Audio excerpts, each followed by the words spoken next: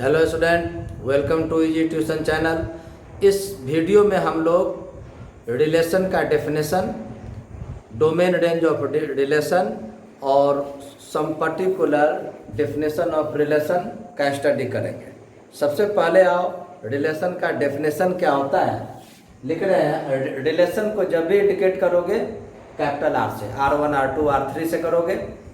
Suppose करो R जो है, R is relation in set A, क्योंकि कभी भी रिलेशन की जैसे ही बात करते होगे तो किसी दो के बीच रिलेशन होता है। फैमिली में देखोगे तो किसी दो मेंबर के बीच रिलेशन होगा।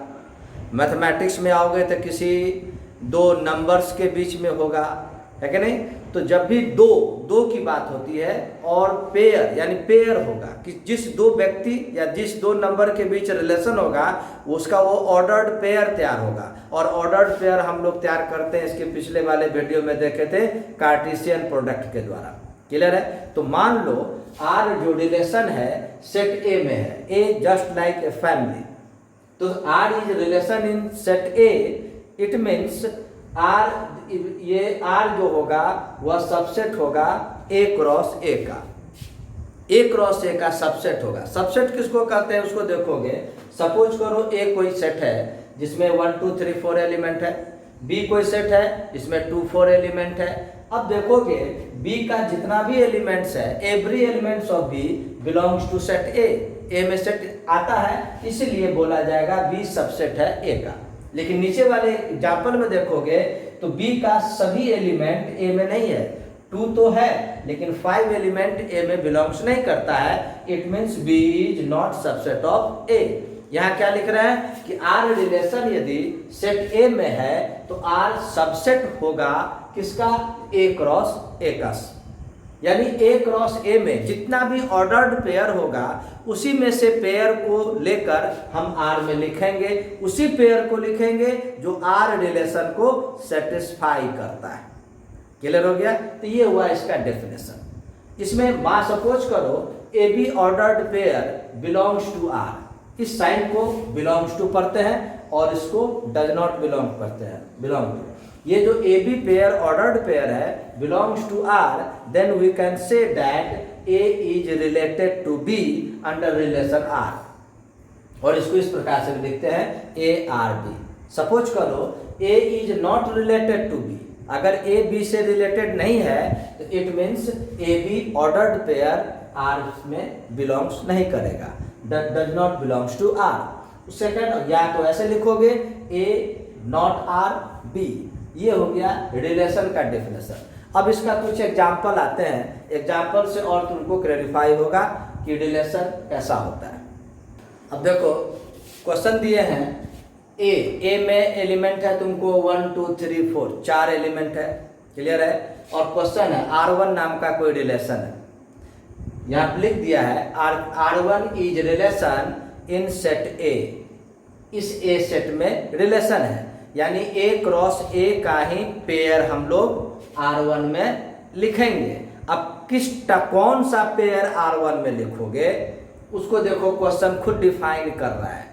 ए बी के फॉर्म में उसी पेयर को आप R1 में लिख सकते हैं जिस दोनों का सम 5 से कम हो, less than 5। A plus B is less than 5। अब हम लोग आंसर तैयार करेंगे, क्योंकि ये इसमें 4 ही एलिमेंट है। पढ़े हुए कार्टेशियन प्रोडक्ट में ए क्रॉस ए जो निकालोगे तो इसमें भी 4 एलिमेंट्स, इसमें भी 4 एलिमेंट्स, टोटल 16 ऑर्डर पेयर तैयार हुआ। इमेजिन करो इसमें अगर 100 होता तो ऑर्डर पेयर बहुत ज़्यादा हो जाता। इसलिए जब भी इसका आंसर तैयार करते हैं तो ये लिखने की आवश्यकता नहीं है, क्योंकि ये छोटा है। इसलिए समझाने के लिए हमने डेयर किया और इसका ए क्रॉस ए तैयार किए समझने के लिए। इसको लिखने की जरूरत नहीं है, यह दिमाग में मन ही में लाना है कि कौन कौन सा पेयर होगा। बतलाए हुए थे कार्टेशियन प्रोडक्ट में 1 से सभी को करो, 1 1 1 2 1 3 1 4 1 5, इसी प्रकार से सभी का 16 पेयर आएगा। अब हम लोग को देखना है ये जो A क्रॉस A में यह जो 16 पेयर है, इसमें कौन सा ऑर्डर्ड पेयर इस रिलेशन को सेटिस्फाई करता है। ये जो रिलेशन है इसी का नेम दिया गया R1। ये R1 रिलेशन में वही ये ऑर्डर्ड पेयर आ सकता है जिस दोनों का सम 5 से कम हो। तो देखो फर्स्ट 1 1 1 + 1 2 2 इज लेस देन 5, इसलिए ये पेयर R1 में रहेगा। 1 2 3 होता है सम, यह भी हो गया। 1 3 भी होगा। 1 4 1 + 4 5 5 5 5 5 से कम नहीं, लेस नहीं है, इसलिए ये पेयर नहीं हुआ। 2 1 होगा, 2 2 होगा, फिर 2 3 नहीं होगा, 2 4 नहीं होगा, 3 1 हो सकता है। 3 + 1 4 4 इज लेस देन 5, इसलिए होगा। 3 2 भी नहीं होगा। बाद बाकी देखोगे आगे का कोई पेयर नहीं हुआ। तो ये 16 पेयर में से मात्र 2 2 4 2 6 पेयर ऐसा है जो इस रिलेशन को सेटिस्फाई किया, यानी यही इसका आंसर हुआ। डोमेन देखो, डोमेन और रेंज ऑफ रिलेशन। सपोज करो R is relation in set A, R relation set A में है, तो R में जितना भी ऑर्डर्ड पेयर होगा, प्रत्येक ऑर्डर्ड पेयर का जो फर्स्ट एंट्री होगा उसी के सेट को डोमेन कहेंगे, और सेकंड एंट्री जो होगा उसके सेट को रेंज बोलेंगे। फॉर एग्जाम्पल इसी क्वेश्चन में आओगे तो यहाँ पर डोमेन को कैसे इंडिकेट करेंगे, डोम R, और रेंज को रेंज R। तो यहाँ पर देखोगे इसी प्रॉब्लम में अगर इसको सॉल्व किया जाएगा तो यहाँ पर डोमेन डोम ऑफ R इसमें कौन सा होगा, तो प्रत्येक ऑर्डर्ड पेयर, ये सभी का नहीं, R में जो है, R रिलेशन में जो ऑर्डर्ड पेयर है उसका फर्स्ट एंट्री देखो है 1 1 1 2 2 3, तो 1 3 टाइम्स है, लिखोगे एक ही बार, 2 एक ही बार लिखोगे, प्रत्येक को 1 टाइम्स लिखना पड़ता है। तो ये हो गया डोमेन। रेंज कौन सा हुआ इसका, तो बाद वाला जो एंट्री है उसको लिखोगे।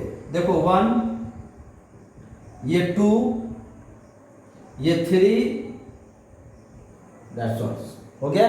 ये हो गया रेंज। इस प्रकार से किसी भी रिलेशन का डोमेन और रेंज हम लोग निकालते हैं। अब आते हैं कुछ some particular types of relation, just like empty relation, universal relation. First आइए यूनिवर्सल रिलेशन के पढ़ते हैं। यूनिवर्सल रिलेशन, सपोज करो R रिलेशन है सेट ए में, तो वह R रिलेशन यूनिवर्सल रिलेशन कब कहलाएगा, जब A क्रॉस A में जितना भी ऑर्डर्ड पेयर है सभी का सभी ऑर्डर्ड पेयर R रिलेशन को सेटिस्फाई कर देगा, यानी R के सेट में चला आवेगा टोटल का टोटल, तो उस रिलेशन को हम लोग बोलेंगे यूनिवर्सल रिलेशन।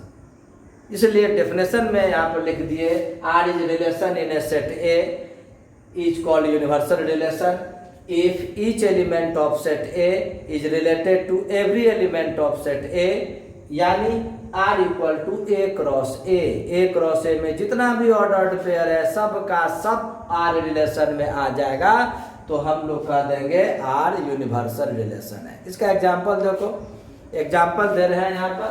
सपोज करो A में 3 एलिमेंट्स है, गौर करोगे सभी का सभी इवन नंबर है यहाँ पर, है कि नहीं, और R एक रिलेशन है। उस R रिलेशन को कैसे डिफाइन करते हैं वो सीखो तरीका लिखने का, है कि नहीं। R is the set of A B such that, इसको पढ़ते हैं such that A first entry A है, सेकंड एंट्री B है, तो A belongs to set A जो है A के इसी का कोई न कोई एलिमेंट है, B belongs to set A and A plus B is even. यहाँ पर रिलेशन को कैसे डिफाइन किया, क्लियर बोला, इस A का उसी 2 नंबर्स का पेयर R में लिखा आएगा, सेटिस्फाई करेगा, जिस पेयर को अगर प्लस करे तो वह इवन हो जाए। तो तुम गौर करोगे A में जितना भी एलिमेंट्स है A के जगह पर A के फॉर लूप में 2 भी लिख सकते हो, 4 भी आएगा, 6 आएगा, तो सभी का सभी क्या है, इवन है, इसलिए इसको लिखा गया A इवन फॉर ऑल। उल्टा A को बोलते हैं फॉर ऑल वैल्यूज, और जो ई इस प्रकार से उल्टा लिखोगे इसको बोलेंगे फॉर सम वैल्यूज। तो A is even for all A belongs to A के जगह पर इसका कोई भी एलिमेंट लिखोगे तो सभी का सभी इवन है। बी के जगह पर इसका कोई भी एलिमेंट लिखोगे सभी का सभी इवन है।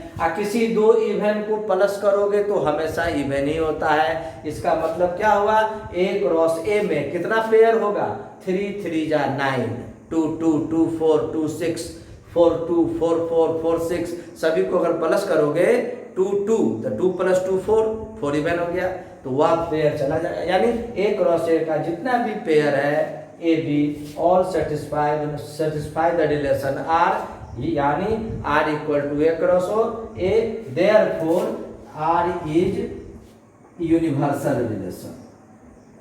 आर जो होगा वह तुमको यूनिवर्सल रिलेशन कहलाएगा।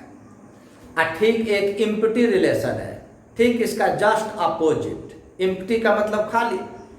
तो सपोज करो आर रिलेशन सेट ए में है, तो आर रिलेशन इम्प्टी रिलेशन कब कहलाएगा, जब ए क्रॉस ए में जितना भी ऑर्डर्ड पेयर है वो कोई भी ऑर्डर्ड पेयर उस आर रिलेशन को सेटिस्फाई नहीं करेगा, तो वह खाली का खाली रह जाएगा, इम्प्टी ही रह जाएगा।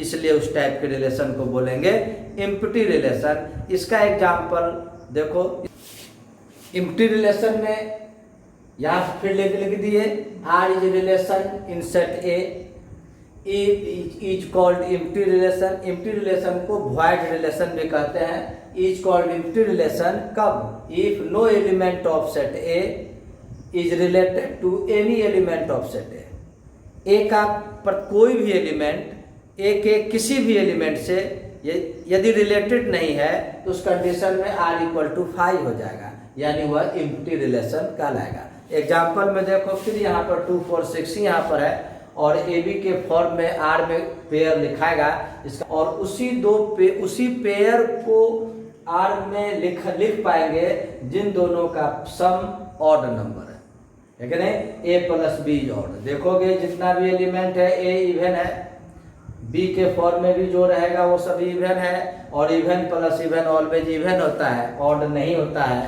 तो इससे क्लियर है कोई भी एलिमेंट ए क्रॉस ए में जितना भी ये 3 3 जा 9 पेयर है कोई भी सेटिस्फाई नहीं करता है, इसका मतलब ये खाली है, इसलिए यह इम्प्टी रिलेशन कहलाता है। इस प्रकार से दो इम्पोर्टेंट रिलेशन हुआ। अब अगले वीडियो में उसका जो ये reflexive relation, transitive relation, symmetric relation के विषय में बतलाया जाएगा। Okay, good bye.